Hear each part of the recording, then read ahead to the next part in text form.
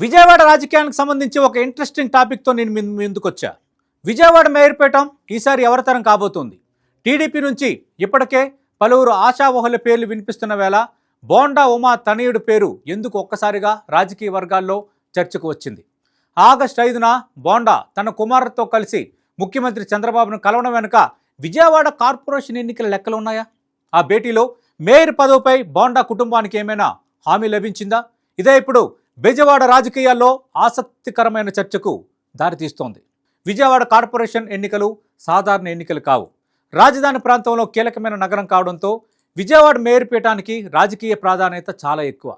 ప్రస్తుతం ఉన్న డివిజనల్ సంఖ్య భవిష్యత్తులో పెరిగే అవకాశం ఉందన్న చర్చతో పాటు చుట్టుపక్కల గ్రామాల విలీనంపై కూడా రాజకీయ లెక్కలు మారుతున్నాయి. నగరం విస్తరిస్తే మేయర్ పదవికి ప్రాధాన్యత కూడా పెరుగుతుంది. అందుకే టీడీపీ, జనసేన, బీజేపీ కూటమిలో ఈ పదవిపై ముందుగానే చర్చలు మొదలయ్యాయన్న ప్రచారం జరుగుతోంది. ఇక్కడే బోండా ఉమా కుటుంబం పేరు తెరపైకి రావడం ఆసక్తిని పెంచుతోంది. విజయవాడ సెంట్రల్ నియోజకవర్గంలో బోండా ఉమాకున్న రాజకీయ పరిచయాలు, కాపు సామాజిక వర్గంలో ఉన్న అనుసంధానం, టీడీపీతో ఆయనకున్న దీర్ఘకాలిక సంబంధాలు పార్టీకి ఒక ప్రత్యేక రాజకీయ బలంగా కనిపిస్తున్నాయి. ముఖ్యంగా విజయవాడలో కాపు ఓటు బ్యాంకును కూటమికి మరింత బలంగా కట్టిపడేయాలంటే బోండా కుటుంబానికి ప్రాధాన్యత ఇవ్వాలన్న ఆలోచన టీడీపీలో ఉందన్న చర్చ వినిపిస్తోంది. అందుకే మేయర్ పదవి ఇవ్వడం అంటే కేవలం ఒక కుటుంబాన్ని సంతృప్తి పరచడం కాదు, విజయవాడలో పార్టీ భవిష్యత్తు, రాజకీయ వ్యూహాన్ని కూడా దృష్టిలో పెట్టుకోవాల్సి ఉంటుంది. మేయర్ ఎవరన్నది నగర రాజకీయాల్లో ఒక సంకేతంగా మారుతోంది. రాబోయే స్థానిక సంస్థల ఎన్నికల్లో టీడీపీకి నగరంపై పూర్తి పట్టు ఉందని చూపించాలంటే బలమైన రాజకీయ కుటుంబం నుంచి అభ్యర్థిని ఎంపిక చేయటం ఒక వ్యూహంగా మారచ్చు. అదే సమయంలో ఇతర ఆశావహులకు అవకాశం లేకుండా పోతే పార్టీలో అసంతృప్తి పెరిగే ప్రమాదం కూడా ఉంటుంది. బోండా సిద్ధార్థ్ విషయంలో టీడీపీకి మరో ప్లస్ పాయింట్ ఆయన వయసు, యువతతో ఉన్న అనుసంధానం. విదేశాల్లో ఉన్నత విద్య అభ్యసించిన సిద్ధార్థ్ ఎన్ఆర్ఐ టీడీపీ విభాగంలో పనిచేసిన అనుభవం ఉందని ఆయన వర్గం చెబుతోంది. తన తండ్రితో పాటు రాజకీయ కార్యక్రమాల్లో భాగంగా నియోజకవర్గంలో తిరుగుతూ స్థానిక సమస్యలపై అవగాహన పెంచుకున్నారన్న ప్రచారం కూడా ఉంది. ప్రజలతో నేరుగా మమేకమయ్యే విధానం, యువతతో సంబంధాలు, పార్టీ కార్యకర్తలతో పరిచయాలు ఇవన్నీ మేయర్ పదవికి అనుకూలమైన అంశాలుగా ఆయన అనుచరులు చెబుతున్నారు. అలాగే ఇక్కడ మరో అంశం కూడా మనకి కనిపిస్తోంది. ప్రధానంగా బోండా ఉమా తనయుడు బోండా సిద్ధార్థ కాకుండా మరో తనయుడు పేరు కూడా అనూహ్యంగా తెర ముందుకు వచ్చే అవకాశం ఉందన్న చర్చ జరుగుతోంది. ఇక్కడ ఇంకో టాపిక్ కోసం మాట్లాడుకోవాలి. బోండా ఉమా రాజకీయ పరిస్థితి. ఇటీవల ముద్రగడ పద్మనాభం నిర్వహించిన సభలో బోండా ఉమా చేసిన వ్యాఖ్యలు రాజకీయంగా చర్చకు దారితీశాయి. ఆ వ్యాఖ్యలపై టీడీపీకి వివరణ ఇవ్వాల్సి రావడం కూడా జరిగింది. ఒకవైపు మంత్రి పదవిపై బోండా ఉమా ఆశలు పెట్టుకున్నారన్న చర్చ రాజకీయ వర్గాల్లో ఉంది. ఇలాంటి సమయంలో మంత్రి పదవి ఇవ్వకపోతే మేయర్ పదవి ద్వారా బోండా కుటుంబాన్ని సంతృప్తిపరచాలన్న రాజకీయ సమీకరణం ఏమైనా ఉందా అన్న ప్రశ్న కూడా సహజంగా వస్తోంది. ఆగస్టు 5న బోండా ఉమా తన కుమారులతో కలిసి ముఖ్యమంత్రి చంద్రబాబును కలవడం ఈ చర్చకు మరింత బలం ఇచ్చింది. సాధారణంగా ముఖ్యమంత్రితో ఎమ్మెల్యేలు భేటీ కావడం సహజమే, కానీ కుటుంబ సభ్యులతో కలిసి జరిగిన భేటీకి రాజకీయ ప్రాధాన్యత ఉందా? ముఖ్యంగా విజయవాడ కార్పొరేషన్ ఎన్నికలపై చర్చ జరిగిందా? మేయర్ అభ్యర్థిత్వంపై కుటుంబానికి ఏదైనా సంకేతం ఇచ్చారా అన్నది ఇప్పుడు స్పష్టత లేని అంశం. అయితే భేటీ జరిగిన మరుసటి రోజే బోండా ఉమా రాజకీయంగా మరింత యాక్టివ్ కావడం కూడా చర్చకు కారణమవుతోంది. స్థానిక సంస్థల ఎన్నికల్లో అభ్యర్థుల ఎంపికలో సామాజిక సమీకరణాలు, డివిజన్ల వారీగా బలం, కూటమి పార్టీల మధ్య సీట్ల పంపకం, స్థానిక నాయకుల అభిప్రాయాలు అన్నీ కీలకంగా మారుతాయి. విజయవాడలో టీడీపీకి బోండా ఉమా కుటుంబం బలమైన రాజకీయ ఆస్తి అయినప్పటికీ మేయర్ పదవి విషయంలో మరో లెక్క కూడా ఉంటుంది. ఒక ఎమ్మెల్యే కుటుంబానికే మేయర్ పదవి ఇవ్వడం పార్టీకి రాజకీయంగా ఎంతవరకు ఉపయోగపడుతుంది? మరోవైపు నగరంలో ఇతర సీనియర్ నాయకులు, మాజీ కార్పొరేటర్లు, ఆశావహులు దీనిని ఎలా స్వీకరిస్తారు? జనసేనకు చెందిన స్థానిక నాయకత్వం ఏం కోరుకుంటోంది? బీజేపీ తన వాటాను ఎలా చూస్తుంది? ఇవన్నీ తేలిన తర్వాతే తుది చిత్రం స్పష్టమవుతుంది. ఇంకో కీలకమైన అంశం విజయవాడ నగర భవిష్యత్తు విస్తరణ.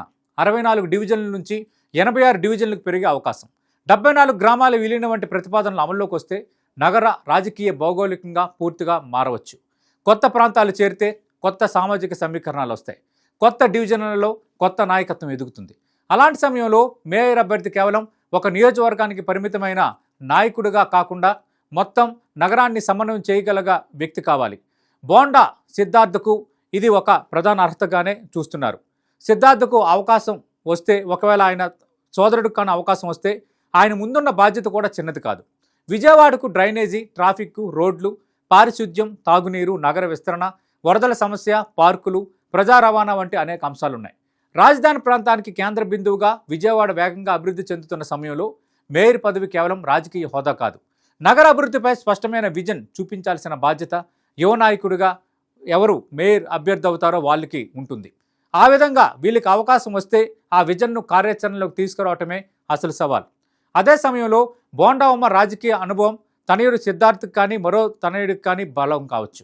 తండ్రి ఎన్నో సంవత్సరాలుగా విజయవాడ రాజకీయాల్లో పనిచేయటం వల్ల డివిజన్ల వారీగా నాయకులు, కార్యకర్తలు, స్థానిక సమస్యలపై కుటుంబానికి పరిచయం ఉండటం సహకరించవచ్చు. కానీ ఇదే సమయంలో ప్రత్యర్థులు మాత్రం దీనిని కుటుంబ రాజకీయాలుగా ప్రచారం చేసే అవకాశం ఉంది.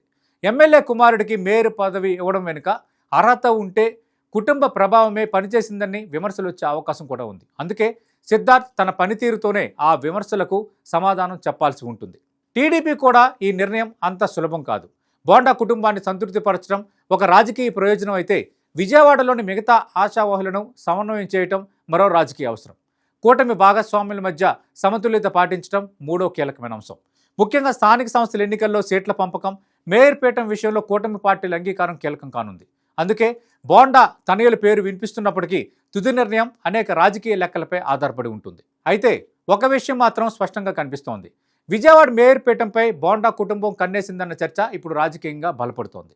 చివరికి విజయవాడ మేయర్ పీఠం బోండా సిద్ధార్థకు దక్కితే అది బోండా ఉమ కుటుంబానికి టీడీపీ ఇచ్చిన రాజకీయ ప్రాధాన్యతకు సంకేతంగా కూడా కనిపిస్తోంది. ఒకవేళ అవకాశం రాకపోతే కూడా బోండా కుటుంబం భవిష్యత్తు రాజకీయ పాత్రపై మరోసారి చర్చ మొదలవుతుంది.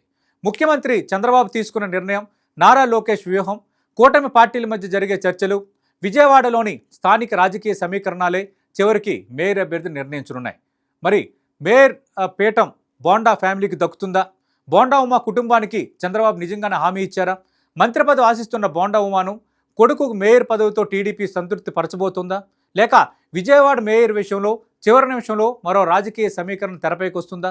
అసలు విజయవాడ మేయర్ పదవికి టీడీపీ తీసుకోవడానికి జనసేన, బీజేపీలు అంగీకరిస్తాయా? ఈ ప్రశ్నలకు కాలమే సమాధానం చెప్పాలి.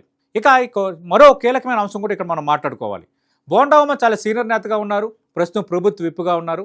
ఖచ్చితంగా కాపు సమాజ వర్గం కోటాలో మంత్రి పదవి వస్తుందని ఆశించారు. కానీ జనసేన కూడా కూటమిలో ఉన్న నేపథ్యంలో అటు బోండా ఉమాకు న్యాయం చేయలేని పరిస్థితి తెలుగుదేశం పార్టీకి ఏర్పడింది. ఈ పరిస్థితుల్లో కొంత బోండా ఉమా వర్గం చాలా రోజుల నుంచి అసంతృప్తిగా ఉంది. అయినప్పటికీ పార్టీ లైన్ దాటకుండా బోండా ఉమ తన రాజకీయం చేస్తూనే ఉన్నారు.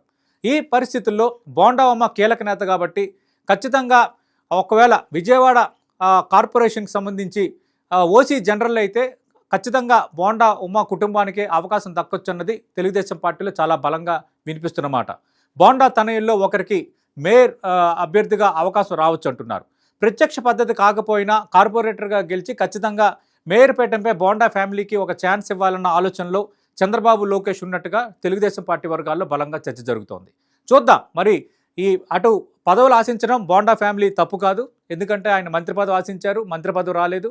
పార్టీకి లాయల్గా కట్టుబడి ఉన్నారు కాబట్టి మరి బోండా ఉమా కుటుంబం కోరుకుంటున్నట్టు జరుగుతున్న చర్చకు తగ్గట్టుగా బోండా ఫ్యామిలీకి మరి మేయర్ పదవి ఇస్తారా, లేకుంటే వేరే ఈక్వేషన్స్లో కొత్త పేర్లు తెరపైకి వస్తాయా? రానున్న రోజుల్లోనే సమాధానం దొరకబోతోంది.